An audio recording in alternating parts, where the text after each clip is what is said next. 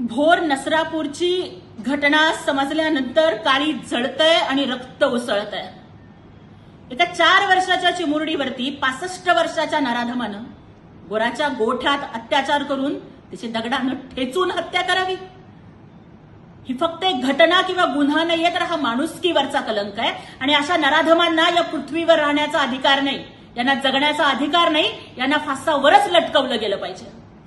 आणि हा खटला फास्ट ट्रॅक कोर्टात चालावा, त्या नराधमावरती कठोर कारवाई व्हावी, अशा पद्धतीचे निर्देश माननीय उपमुख्यमंत्री एकनाथजी शिंदे साहेबांनी पोलीस प्रशासनाला दिलेले आहेत। आणि धक्कादायक घटना ही कळते की काही वर्षापूर्वी या नराधमानं स्वतःच्याच पुतणीवर अत्याचार केला होता, तो तुरुंगात होता आणि त्याची सुटका झाली।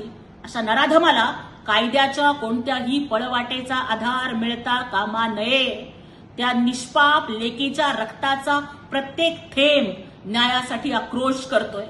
तिच्या त्या किंकाळ्या आज सुद्धा आमच्या कानात घुमतायत आणि एक सत्ताधारी पक्षाची महिला खासदार म्हणून आमची जबाबदारी आहे की तिला जोपर्यंत न्याय मिळत नाही तोपर्यंत आम्ही लढत राहू आणि या महाराष्ट्रातली प्रत्येक लेक सुरक्षित राहिली पाहिजे, यासाठी आम्ही अहोरात्र झटत राहू।